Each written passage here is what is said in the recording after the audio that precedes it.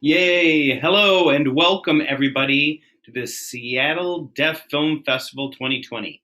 When the committee first formed in the spring of 2019, we had no way of knowing this is where we would be today. Our first attempt at an online festival format. It is truly a sign of the times to see a long established local physical festival suddenly make the pivot to online and change how we share our conversations with filmmakers. We are learning a lot from this and hopefully incorporate it into our future festivals. And as always, we cannot do this festival without the hard work of the committee. And I want to take a moment to give some thanks to all the work they've done over the last year and a half in making this festival happen. I also want to thank our sponsors, the City of Seattle Office of Arts and Culture, Sima Space, For Culture, Seattle People's Fund, Washington State Arts Commission, the NEA, Sorensen, and finally, our festival partner, Northwest Film Forum, who has helped make the transition to online as seamless as possible. I want to remind our festival attendees of a few things. We have awards this Sunday evening, and we need your input to decide who the winners are. After viewing each of the films, please take a moment to vote on the films you saw. Including this panel, we have two more live streamed events later this weekend. One tomorrow evening with Patty Lang facilitating, and one final event Sunday evening to announce the winners as well as a chance to meet the committee behind the festival.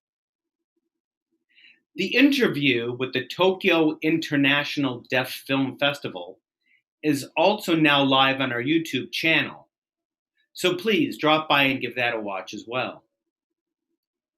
Compensation, a feature film, is free to the public for viewing, and details have been shared on our social media as well if you bought tickets.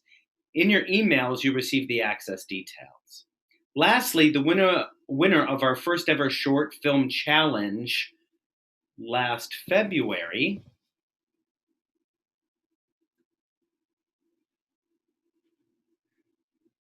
which was called The Witness, is now available again for viewing on our YouTube channel. Please check it out. Now, with that said, I'm happy now to introduce our facilitator for tonight's Q&A, Guthrie. For those of you who have questions for our special guest tonight, please drop a line on Facebook comments or YouTube chat, depending on where you are watching this, and we will pass it on. Enjoy the festival, and Guthrie, take it away. Hey, thank you so very much, Michael. Thank you. Hello, everybody. It's a thrill and an honor to be here tonight, to be asked by Deaf Spotlight to kick off the International Seattle Deaf Film Festival 2020. Tonight, our interview will be for a film entitled Go to Hell and Take a Left.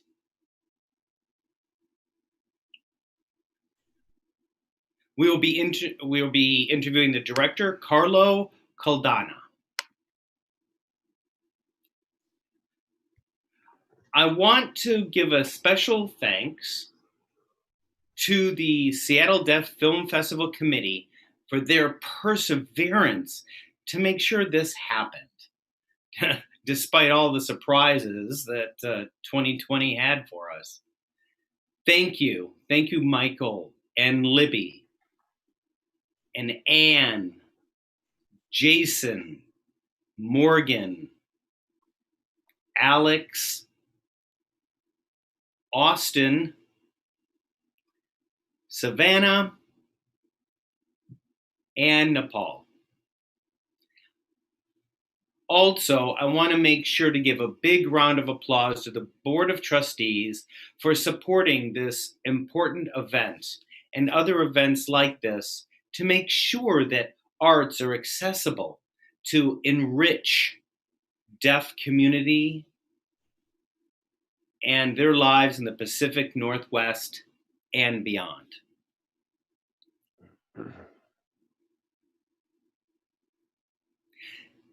Now, Carlo Caldana.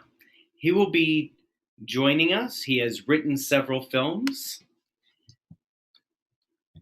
He has written the film Go to Hell and Take a Left, which is now shown at the Seattle Deaf Film Festival. It's received several honors, such as the Santa Cruz Film Festival Best Narrative Feature Award of 2019, as well as the Florida Comedy Film Festival Award for Best Social Action, which was given in 2020. It is Carlo's fourth feature film, and his previous film, entitled Smile Again, Jenny Lee, was actually adapted from his critically acclaimed novel of the same name.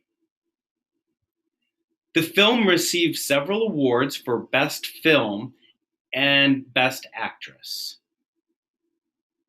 Carlo studied acting through the Stanislavski method of physical actions.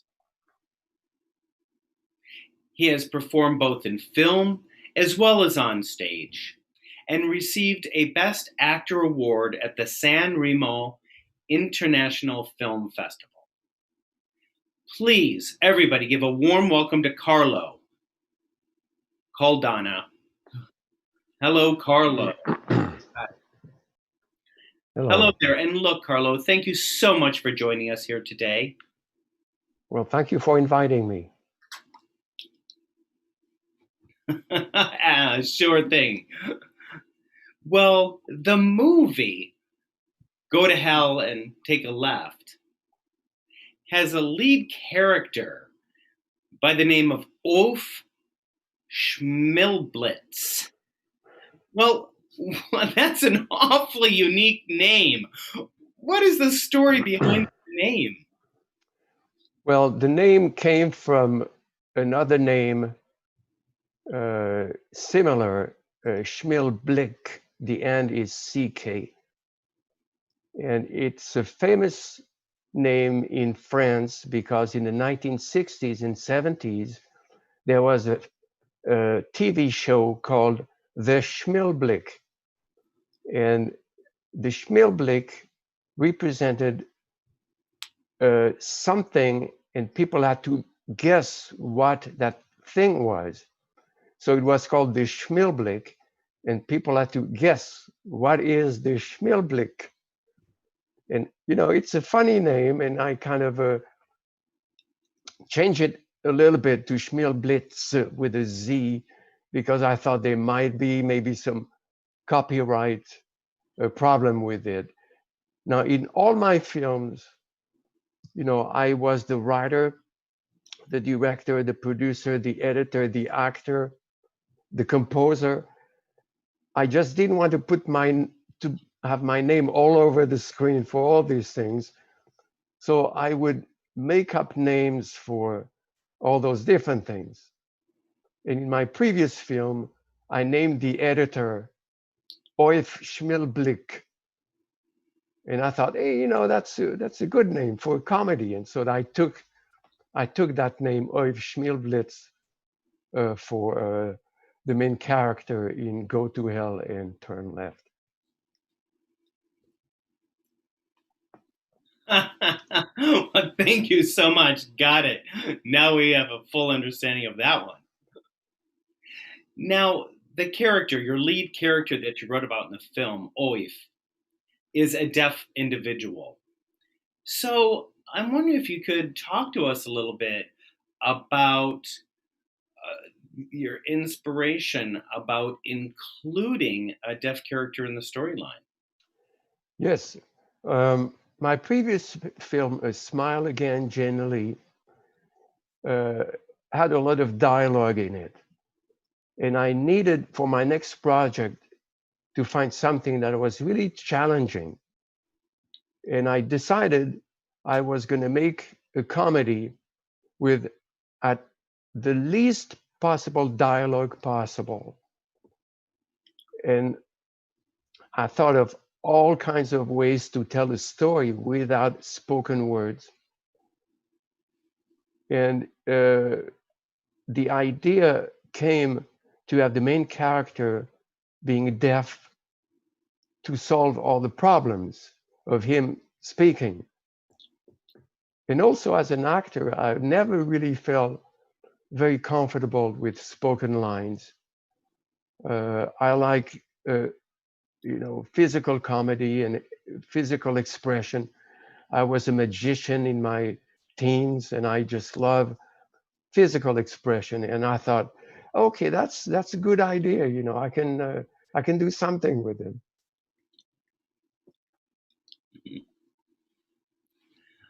All right. Well, thank you for that. Thanks. Now, one thing that we've noticed in all of your films is that there seems to be common themes that show up. For sake of example, we see accidents occurring, or families who have these hidden secrets. Spy work is engaged within the film. Investigation has been. In some of your movies, such as Is It Heaven Yet? And Go to Hell and Turn Left, we see the same themes. Is this a common theme, and why? Yes, my first film was had the word heaven, in my last film hell, so it might summarize my life as a filmmaker from heaven to hell. But actually, the name of Is It Heaven Yet came. I was looking for a title for the film, and I saw that bumper sticker that said, "Is it Friday yet?" And I thought, oh, the character in the film just goes through disappointments and hardship. So I should call it, Is It Heaven Yet? Now, for Go to Hell and Turn Left, my granddaughter asked me, what's the name of your new movie? And I said, just to be silly, from the top of my head, I said, it's Get Lost and Find Yourself. And then I said, no, it's Go to Hell and Turn Left. And she laughed. And I thought, this is a pretty good title. I should use it. The problem was there was really nothing hellish in the film. And so I had somehow to connect the idea of hell with the story. And so I wrote that opening scene when the main character, I show the main character as an alcoholic who just has visions of hell. And so that's how I connected the title with the story. Thank you. That was great. So that film, Go to Hell and Turn Left, how long did it take to produce the film from beginning to end? Well, the actual filming took about 5 weeks, but the actual production, including post production, took about a year. And I basically do everything in in pre-production and post-production, including the locations, the casting, getting my crew together, all the paperwork, the film permits, the insurance, the contracts. And so that's why it takes me quite a long time to actually produce the film. But by doing all those things myself, I'm able to make films with a pretty low budget, but still have some kind of a good production values. Yeah, I get it. I get it. It's really a fine line, between speed and making it happen quickly versus taking the time you need to get the vision you believe in. So I hear you. I hear you. Well, I guess it's time to say congratulations to you on the honors. I mean, Santa Cruz Film Festival, as well as the Florida Comedy Film Festival. Congratulations. What other films do you plan to submit this film to? Other festivals, I've already submitted it to a dozen festivals. Well, I've submitted it actually to quite a few festivals, but so far it's been screened at the Long Island Festival and just a bunch of festivals here in England also, and a couple of festivals in India. And so now I'm pretty much at the end of the festival circuit, and so I'll have to consider what to do with that film next.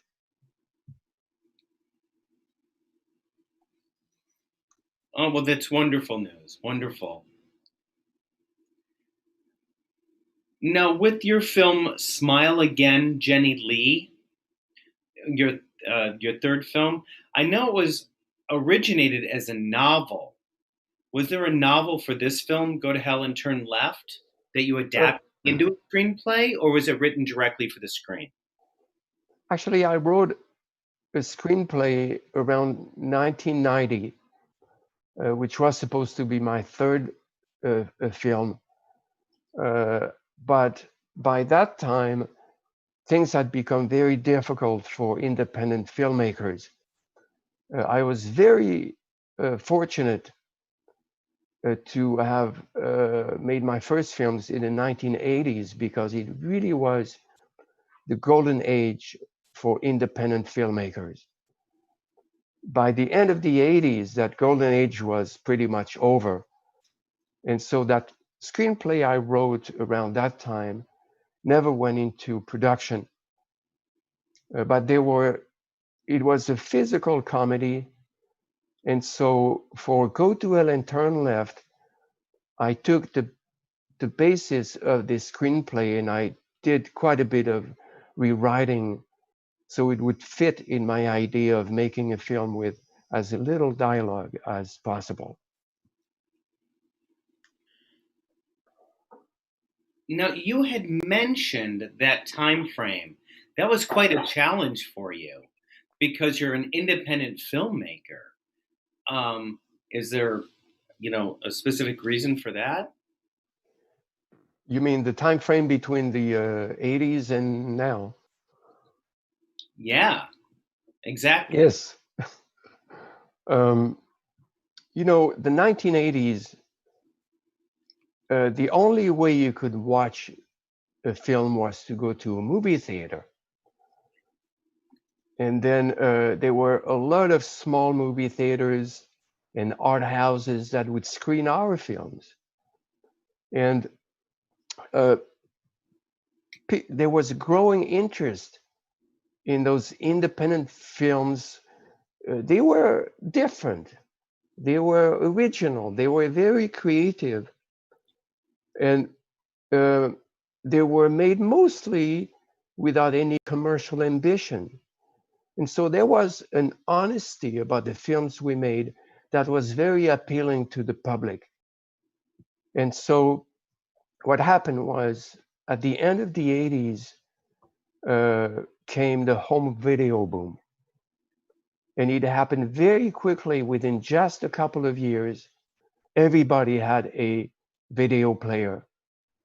And that pretty much ended that era for us because a lot of small theaters and art houses that would screen our films just closed down because people would rather go to a video rental house like Blockbuster and they would head for the new release aisle, and most often would pick up a Hollywood or a major release film that had been released a year before with major movie stars. And so that was pretty much the end of for us to make films and have a some kind of some kind of um, some kind of distribution. And then came cable television. And then again, more and more people would stay home rather than go to the very few art houses that were still operating. That was very interesting. Because today with the virus, you know, the entire industry has come to a screeching halt out there in Hollywood. So it's made me wonder what the independent filmmakers are going to be like now, because everybody's at home now making their own independent film. So who knows? We might see Would a stay revival home along rather those than lines, go Carlo. to the All very right. few art. I did have another question for you, though, about the film. When Go to Hell and Turn Left, Mm-hmm. specifically the characters within that film, so many of them are using sign language. So I'm wondering if you could talk to us about the process that you went through to learn sign language. I mean, what process did you learn to put it into the film and get it into the final picture? Did you hire an independent sign coach, perhaps?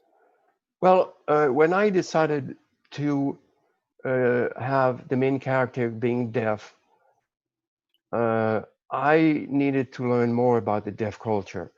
And so the first thing I did was to learn sign language. Um, and so uh, once I was pretty confident with it, then I met with a deaf a tutor to make sure that my signing was right, and also that the signing of the other actors were correct. And so I met with the other actors who do sign language, and I kind of tutored them from what my tutor had taught me.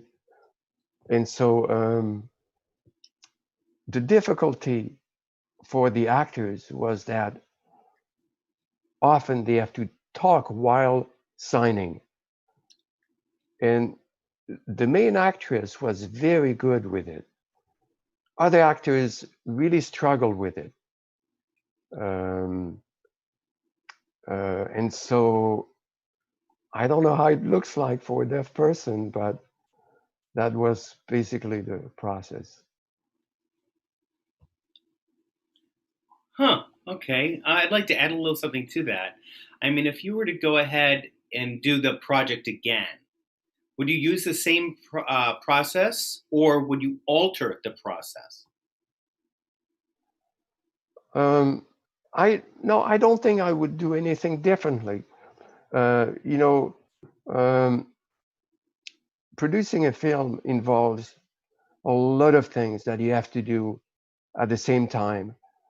And so this was as much time as I could put into that part of the production. Uh, Maybe the only thing I would have done differently was maybe to hire a deaf tutor on the set to help actors. Hmm. Right. Yeah. Yeah. I get it.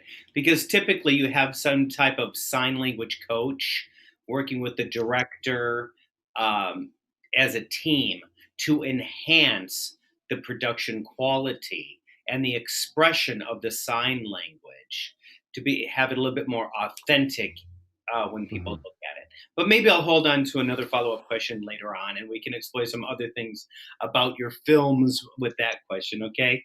So, in one of the films you have a lot of comedic moments,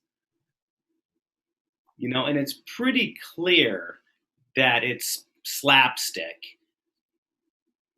And when you talk about slapstick, some of the stuff might be unique to some deaf people.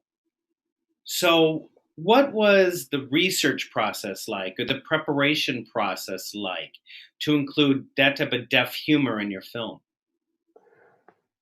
Well, um, first of all, I've always been a big fan, especially when I was younger, a teenager, a big fan of silent comedies. Um, and so when I decided to make Go to Hell and Turn Left and make it as little dialogue as possible, I wanted to do what they did in the old days, in the silent era, where they would tell stories without sound.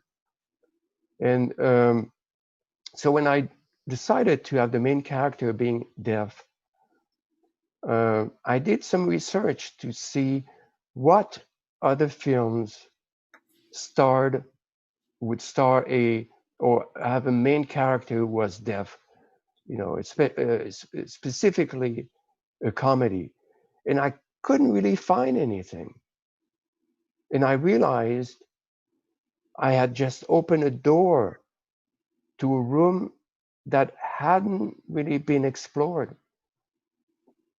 And it was very exciting for me because um, I had to come up with gags and ideas that would happen only to a deaf person. And so I really had to put myself in the shoes of a deaf person. I would go uh, into the streets with earphones playing music so I couldn't hear anything. And I started thinking of all kinds of ideas that would happen to a deaf person. And so, of course, I came up with dozens and dozens of ideas. Some of them looked great, and then the next day I thought, oh, this is terrible. That's a basic process for comedy. You know, you have to churn a lot of ideas until one really sticks. But there was one idea I really wanted to put in the film, and that was to show that being deaf at times can be an advantage. So I came up with the idea of the party scene where the music is so loud that the hearing guests cannot even hear each other, and to communicate in that noisy environment, they have to communicate with text. At the same time, there are those deaf people who communicate from one end to the room to the other in that deafening sound and have no problem communicating.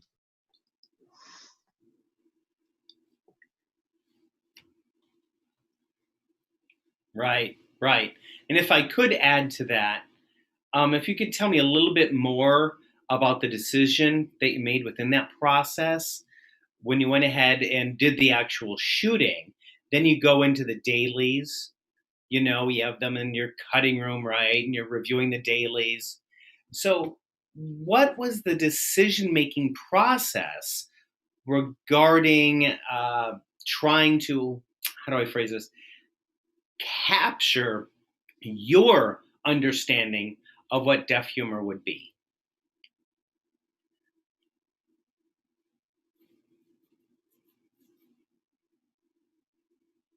Okay, and Carlo has disappeared.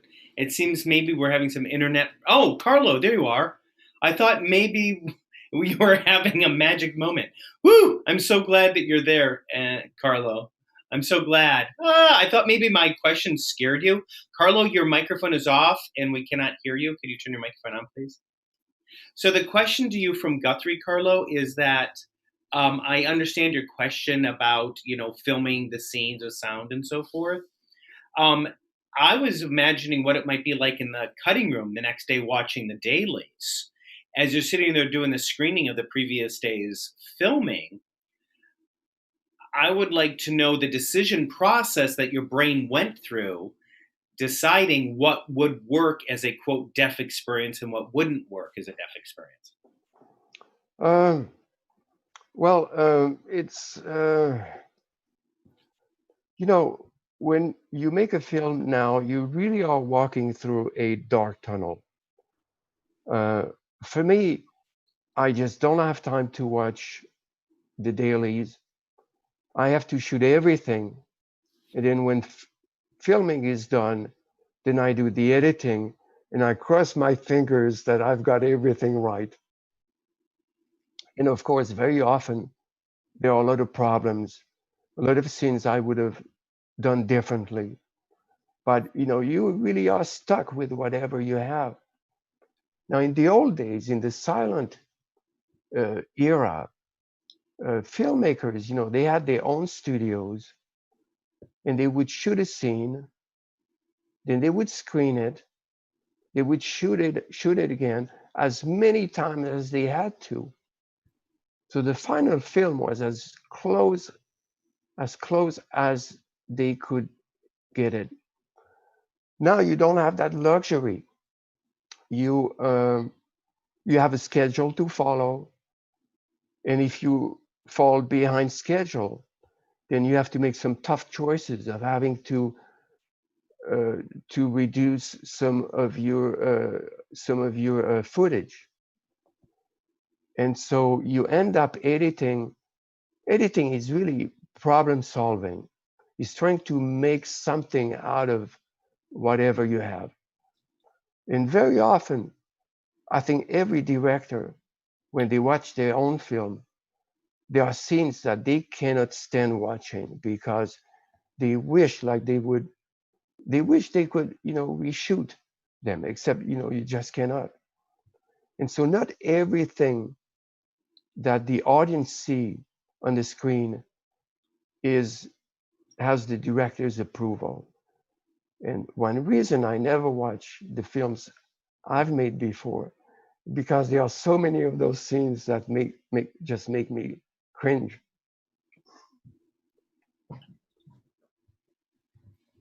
Okay. Thanks for that.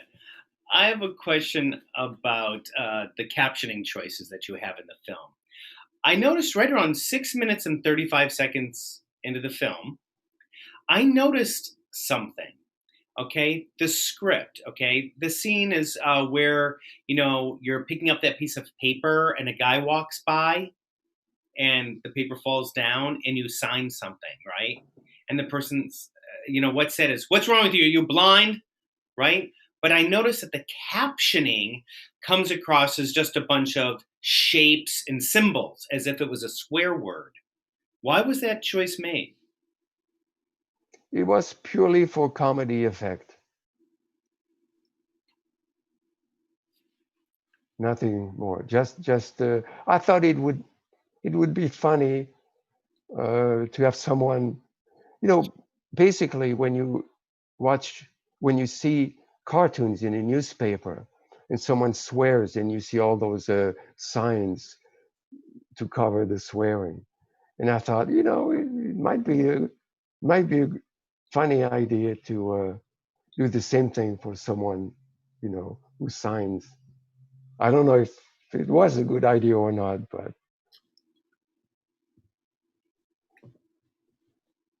You know, it would probably be a good idea to follow the language that was there because so many people now are so into it and they're wondering, oh my gosh, is that signing actually curse words? You know? I understand what you're saying. Yes. Yeah. That so I'm not an expert with music, okay? That's not my niche. However, that scene with the piano, did the actor have a specific song they were playing on the piano, or was it just random notes? Well, when the character sits at the piano, he imagines being a real pianist. Now, for the sake of the sound in the film, I had to play a real piece, which is Chopin's first ballad. And then what he's really doing is just playing anything. And so there's a point uh, when the next shot is him just playing anything. So we realize he was only imagining playing a Chopin piece.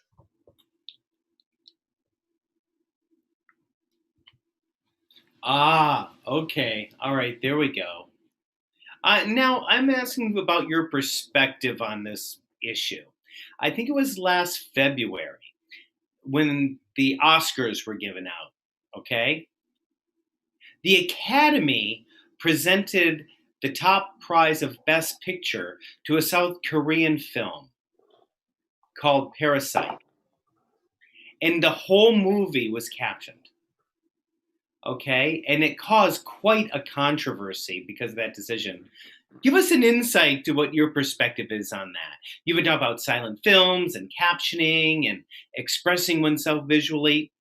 What's your reaction to that controversy? Well, I grew up in Europe, and in Europe you see subtitle films all the time. So we're used to it. It's not a problem. In America, the vast majority of films are made in English. So people are not used to subtitles. They don't like subtitles. And I was so thrilled to see a foreign film, like especially from Korea, with subtitles getting the Oscar for best film. And I've been a big fan of Korean and also Japanese TV series, and I know now that, K-pop and Korean TV series are becoming more and more popular. You can even find them on Amazon or what's the other one? I forgot. And so I think Americans now are getting more and more used to watching films with subtitles, and I think it it will open. I think it will open the market to not only foreign films but also films made for or by deaf people. Yeah, yeah. Thank you for talking about that with access and so forth. Now, the next question I have is up for debate, I think, at a higher level. Within the film, I noticed certain elements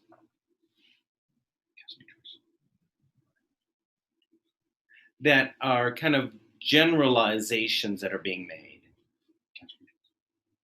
Some casting choices that may imply generalization, such as the black mechanic being more skilled at gesturing, right? And the Asian man who is portrayed as a gangster, right? He's running down the lead character and so forth. So because of these kind of casting choices that were made, I'd like to ask you this. In light of the recent political movement such as Black Lives Matter and so forth, what insights has the film production team had on those type of portrayals? Well, my choices for casting are primarily artistic, and I work like a painter. I like to have all kinds of colors and shades on my canvas, and I always try to include or to have as much a diversity as possible. Diversity in ages, in sexes, in ethnicities, but also in personalities, and to have a good mix and a good balance. For example, in Go to Hell and Turn Left, there's a scene where the main character ends up in an office of loan sharks, and there was those three guys there. And so I wanted, that's an example of a balance that I look for. There's a African American, there's Asian American, and there's a white American. Also, in my previous film, Smile Again, generally, the main actress is blonde, and so for the male lead, I was looking for more of a Latino type to find this balance. And also, there's a scene when the two of them sit at a bar, and there's a cocktail waitress, and I specifically picked an Asian cocktail waitress again to have this good balance of of uh, Right. what's the word? I forgot. But in the case of the people you mentioned, the car mechanic, well, he's an actor whose name is Charles Louis III, and he's a very good actor. He's one of the very few actors I know who have a very uh, good facial expression and also physical expression. So when I wrote that scene, I didn't have anybody in mind in particular. But when I went through the casting, I thought, ooh, Charles would be perfect for these roles because of his facial and physical expression. Uh, and so when he for the Asian gangster, his name is Yamu Wong, and he's this young uh, acting student actually, and he's one of those young actors that I that are very talented, and you can tell that they're going to go somewhere as actors. They're going to have a career as actors. And I had a few people like this in the film. And of course, I want to work with these young actors, even if I can give them just a small role. At least it helps them, having, something on their resume. And so I try to find a role where they will fit, and the main roles are pretty much dictated by the story. But for the secondary roles, I have a lot of uh, I have a lot of choices, but I still have to try to find the right cast. And sometimes it may come across as a cliche, but for me, the most important thing is the artistic aspect and the importance of right of casting the right people, and the right people are good people, the good actors, um, and that's the most important thing for me. So it's more an artistic choice than a social or political correctness choice.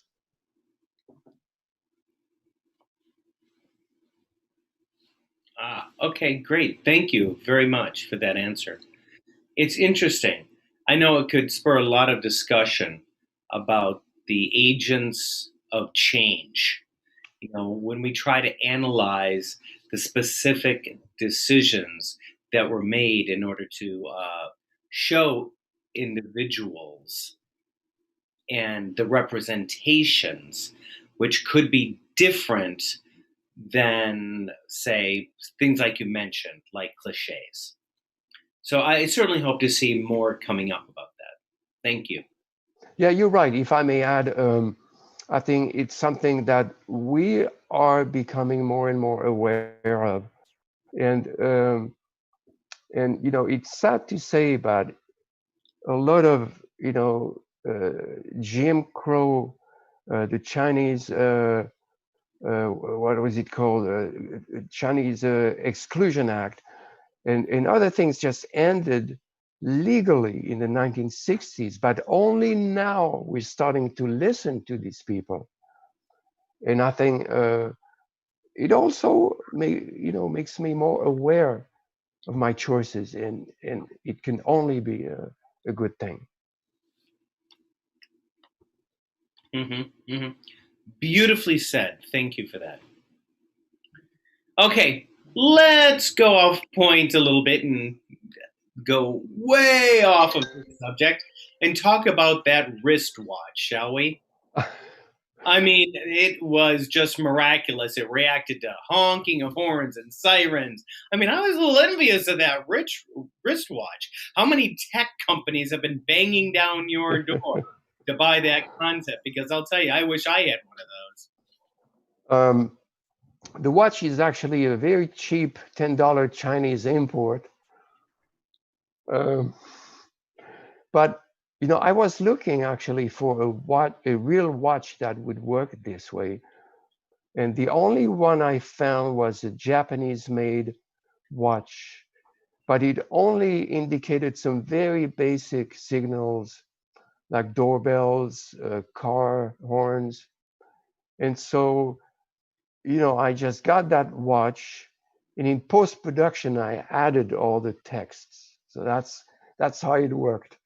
But apparently, I know Like, I know there is a market for these type of things, and I'm surprised that no tech companies really has looked into it.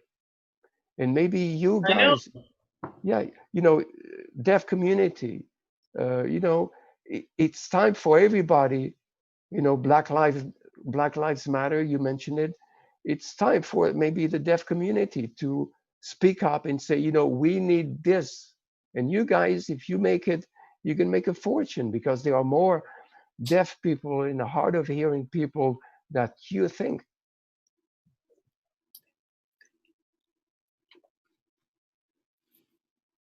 Yes, yes, absolutely. Thank you so much for all of that. And I do want to also mention that it's very important when we talk about a deaf narrative and the deaf experience that we also recognize that the deaf experience and the deaf narratives are different. So I want to tread lightly on bringing those two worlds together because we also have people who experience life as a deaf Black person as well. So I want to be careful about comparing one experience to another. But I certainly understand what you're talking about people being seen and heard.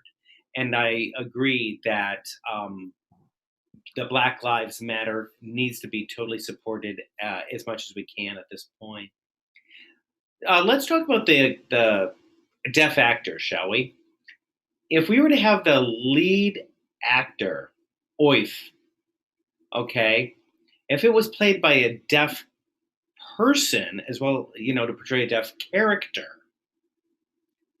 is what would the possible impact on the story be regarding authenticity? Um, well, it's hard to say because I really wrote the story with me in mind for the main role and to fit my qualities. And so uh, there are not many actors who understand physical expression. As I mentioned before, I was a magician in my teens, so I learned, physical expression and also to have good physical control. And the role demanded also to do magic tricks. It demanded a lot of preparation, a lot of rehearsal. And I would have had trouble finding even a hearing actor to play this role. And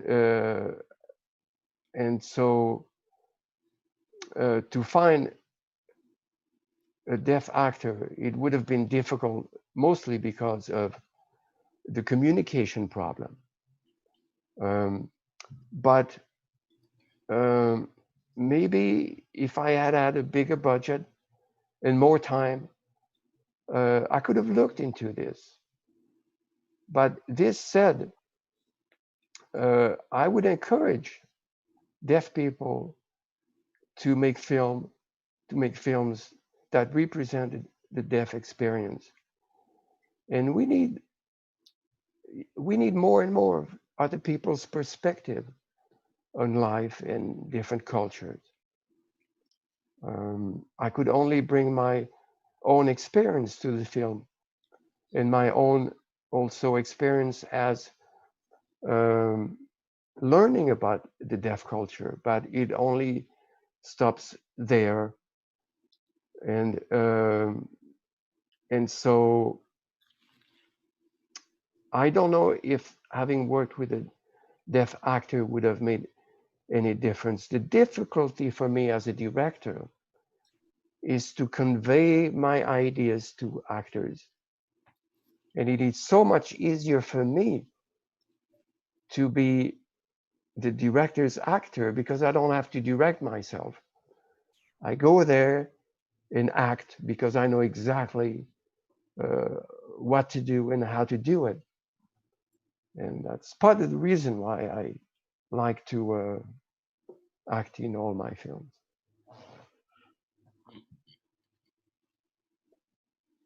Right. I certainly can understand that. The choice that you made to use yourself in that perspective. And there's also many, many actors out there who have had a rich life experience full of interesting journeys, who have the instinct for communication that you were talking about.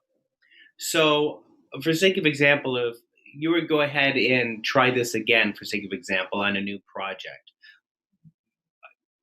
learning and teaching from a person who's had the deaf experience, it might be advantageous for both of you, as well as a unique experience.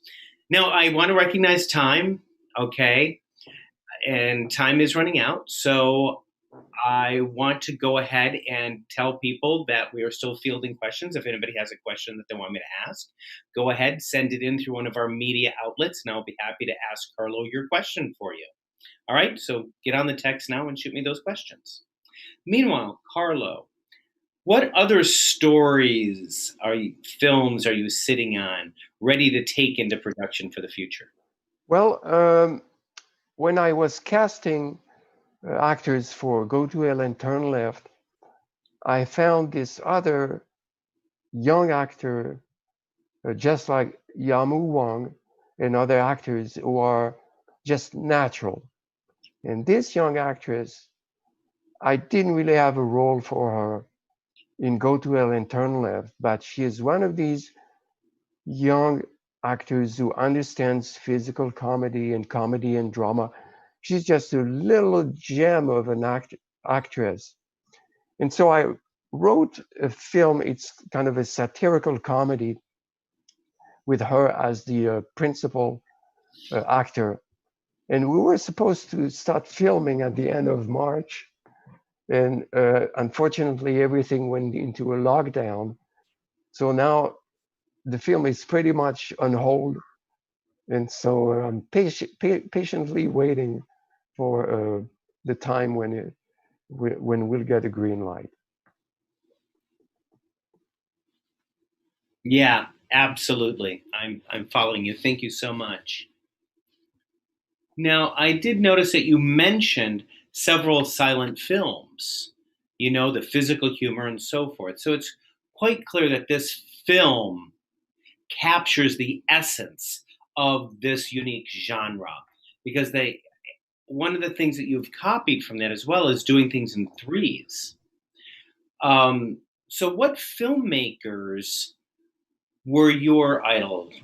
Were your uh, inspiration that gave you that watershed moment to light the fire to be a filmmaker? Well, when you talk about silent comedies, you talk about Chaplin, Buster Keaton, Harold Lloyd. They are unavoidable because they were really the three kings of silent comedies. But for me, uh, and so I was very inspired by all these people. But the film that really affected me the most was a film by a French filmmaker whose name is René Clair. He made a film in 1932, and in that film, there's a scene when two actors are having a verbal argument as they walk on a sidewalk. Then they go into a cafe and sit at a table by a window and they keep arguing, but the camera stays outside. So you can't hear what they're saying. You just see them arguing. And I thought, this is more interesting watching them than hearing them. And I thought, for my films, I will try to eliminate anything that is not necessary. So my first film, Is It Heaven Yet? I would put actors in a car or behind a window or on the phone, and they had to mime something. And so that was a great inspiration for me, that guided me through all my films. That the less you put in your film, sometimes the better. Just keeping the most important things. Yeah. All right, then. Look, thank you so much for sharing that wonderful perspective of the filmmaking history and your history. Well, thank you. And sure, no problem.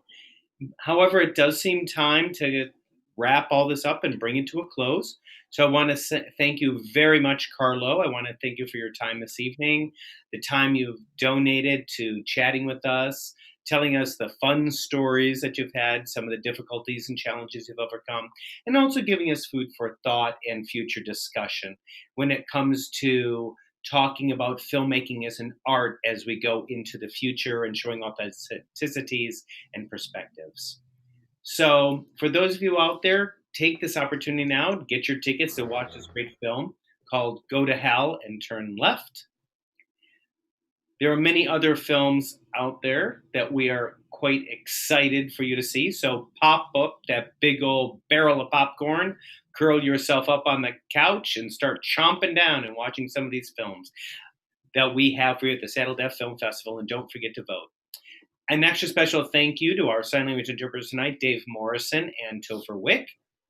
Thank you also to Michael Anthony, as well as the Seattle Deaf Film Festival steering committee that did an awful lot of work for this. Please have a safe night, have a healthy weekend, and smile, everybody. Bye-bye.